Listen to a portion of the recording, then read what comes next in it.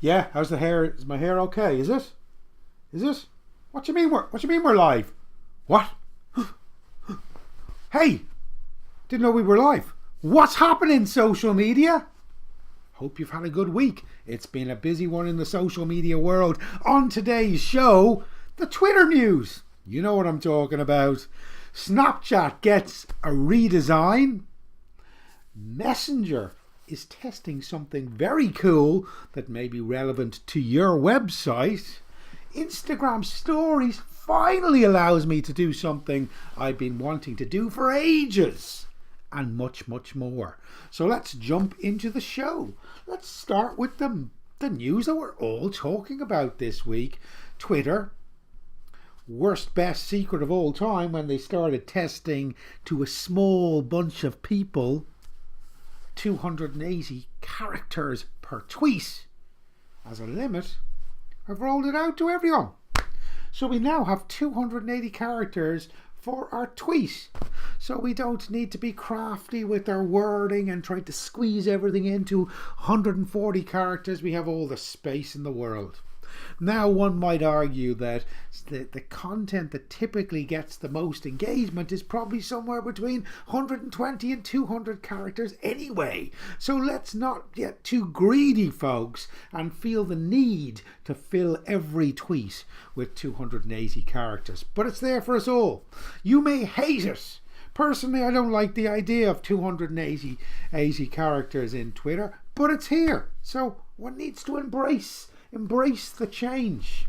If you're looking for some cool, interesting examples of how some brands have used 280 characters this week, check out the hashtag 280 characters, and you'll see some really interesting and innovative examples of how people have started to use particularly emojis to tell stories using 280 characters. 280 characters, hey? NASA, one of my favorites, definitely. NASA has a cool one, and actually Google Maps as well has quite a nice 280 character tweet this week. It's interesting when we're sending a tweet on our computer or on our phone that there's now a circle that literally goes around telling us when we're full circle we've got to 280 characters, but I can't see the goddamn character count, which is kind of irritating. Now that may allude that they may change the character count to something else in the near future, because they're not showcasing it up. So I don't know. It seems a bit weird not to have the character count.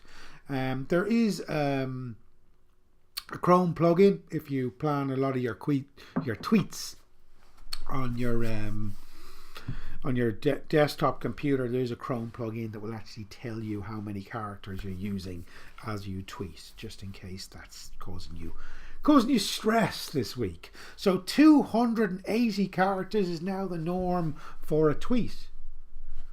I wonder if we're going to see 280 second video being the average or the video max on Twitter soon. But at the moment it's 280 characters, and that's some big news this week. What else has happened? No, you didn't do my hair properly at all. It's sticking out all over the place. Sorry, enough about my hair. Snapchat. Apparently Snapchat are getting a redesign. Complete redesign to make it far more user friendly and easy for people to navigate. And apparently this redesign is on its way and it's going to be rolled out as soon as next month. So as a Christmas present, we may have a new Snapchat interface to look at. And one of the reasons why allegedly they're doing this is to make Snapchat more user friendly for old people.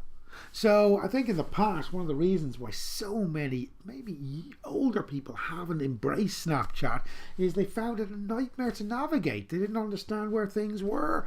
They couldn't get their head around how to use it effectively. So essentially this design is to make it really, really good and easy to use. Now, will that mean it will look more like Instagram or Facebook?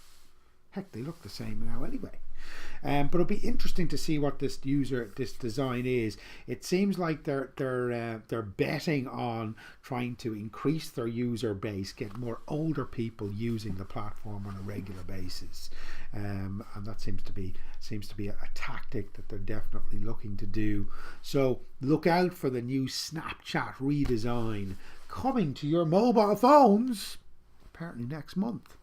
They also announced that they're going to be using an algorithm, so they're going to actually start to show you stories, Snapchat stories, based on what they think you're interested in, rather than in when they were last physically updated. So if you follow on Snapchat a bunch of companies and they update a bunch of stories on a regular basis, very often we miss the story that we probably be interested in from our friends. So what it's going to start to do is it's going to start to prioritize the stories that it shows you first. I don't know, what do you call it, a Snapchat news feed, but essentially in the stories section. So Snapchat also going to start to use an algorithm. What are your thoughts on that? I kind of like the fact that it didn't have an algorithm, but maybe in this case the algorithm may actually work better. I don't know. Mixed feelings I have. So Snapchat's redesign and algorithm is on its way. What else happened in the world of social media this week? Surely that's enough. Oh no, but there is more. There certainly is more. Messenger, Facebook Messenger. They have started a beta test where Facebook are allowing a certain number of organizations to add their messenger bot to their website. So if someone is on a website and they're looking for something, literally just like a chat bot on your website already, except it's messenger.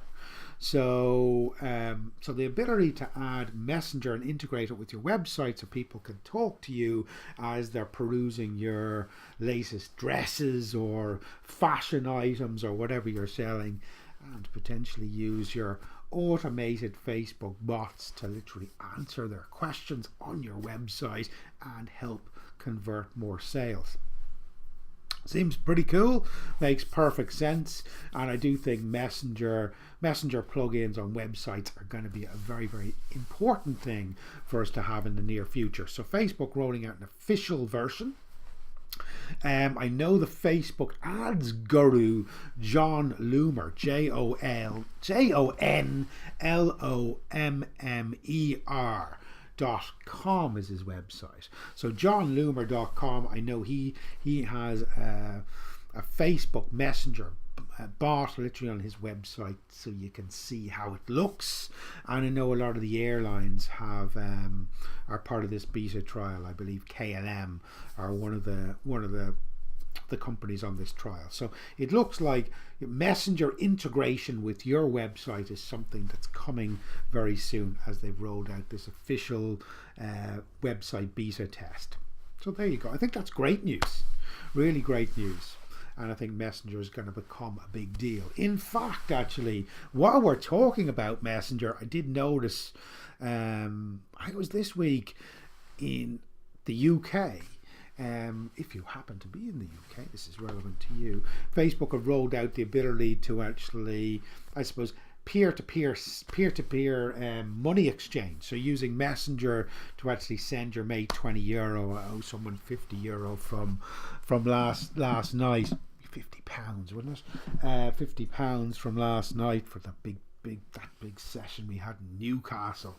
And literally, if I'm in the UK, I can literally go into Messenger, hook up my credit card details and transfer or send that £50 to my mate.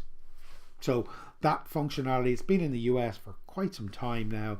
That's rolling out into the UK. I think France have it. So we can only expect the ability to send and make payments directly from Facebook Messenger in Ireland is just around the corner. So that's coming soon, we would imagine. And the great thing is, apparently they don't take any commission. So they're not, if I'm sending my mate €50 via Messenger, when we do get it in Ireland, it's going to cost me €50. It's not going to cost me €50 plus a €2 Facebook fee or anything like. So zero fees there other than our usual bank charges. So that's cool. So watch out for that in the near future. Let's talk Instagram. Instagram finally allowed me to do something I really wanted to do. But I never was able to do before. Instagram stories, we need to be embracing them. They are a big deal. They're awkward, and brands have still shied away from them. We need to get good at our storytelling. Now, in the past, if I wanted to upload a photograph and add it to my story, I had to have taken that photograph in the last 24 hours. Now, there were tools that would help me around this, but essentially I would upload a photograph to my story and it would say you haven't taken any photos in the last 24 hours, and I couldn't upload it. So they've now rolled out the ability for us to upload any photograph or short video and add it to our Instagram story from our camera roll. Hallelujah. So we can now upload any image to our story that's sitting on our camera roll. Actually, when you upload it at the moment, it tags the date of when you took the photograph. So if I took a photograph in April 2017, it will say April 2017 on it. I can remove that tag. So if I don't want that tag in my story, I can remove it.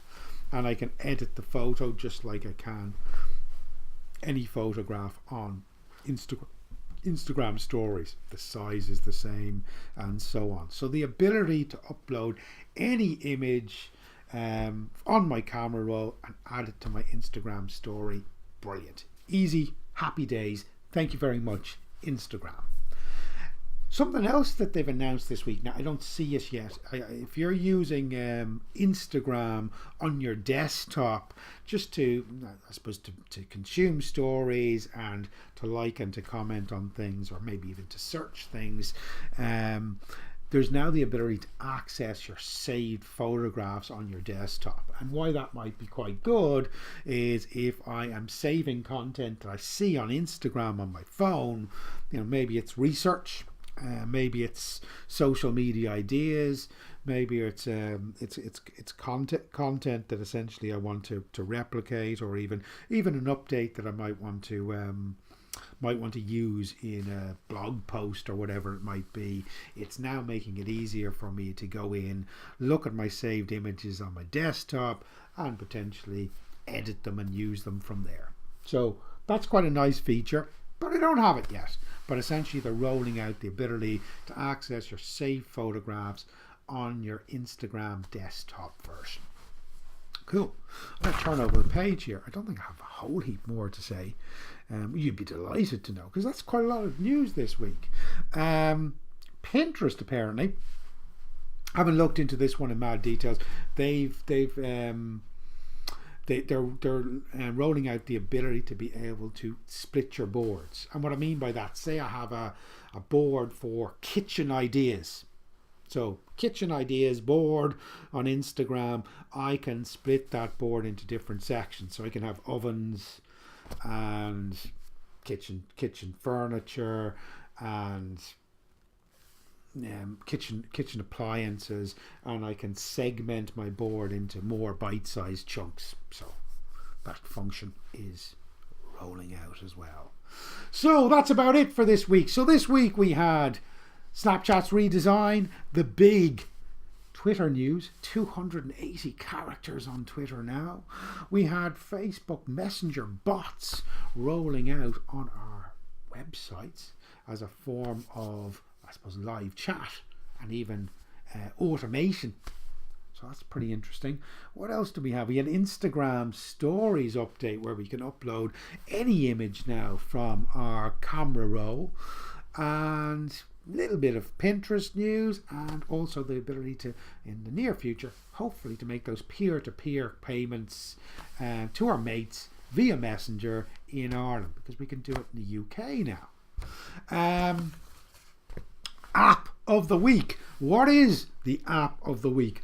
I couldn't quite figure out what I would mention this week, so I decided I was going to mention 3 things. Yes, greedy me. 3 things. Something I saw on my phone that I don't think I've mentioned to you guys before that I quite like as an app, and I use it quite a lot, is an app called Giphy Cam. Giphycam. Giphy Cam. Not dissimilar from that app Lumiere, Lumyer, I mentioned before, where you can take a still image and add animated effects to that image. So just check it out. It's a fun app. It's Giphy Cam. So Giphycam. Another thing that I wanted to share with you, because I was looking at it in more detail, it looks like Google Ireland are finally putting together a really nice YouTube channel. So I want you to check out their YouTube channel. It's Google and YouTube Ireland is the name of the YouTube channel. And I don't know whether you've ever been to any of their breakfast meetings for businesses before, but I think they're the last Friday at some ungodly hour every month, right? And they're great meetings. Those the content from those events sitting on their YouTube channel.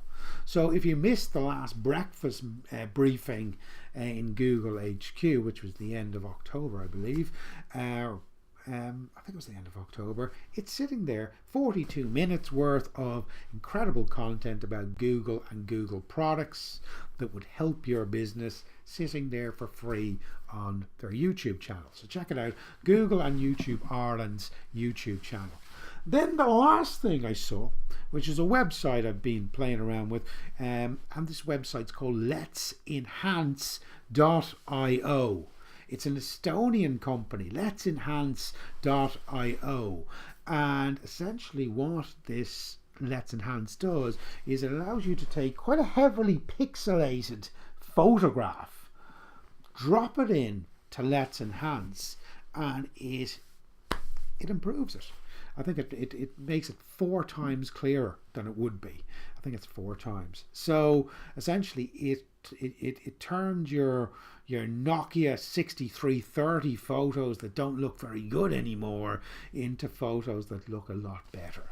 And it's free. So let'senhance.io. Check it out for enhancing some of the poorer or grainier quality photos that you'd like to improve. And that's all for this week. So for me, Greg Fry, it's the weekend, finally. Have a fantastic one, and I'll see you next week. Take care. Bye-bye. Told you to do my hair.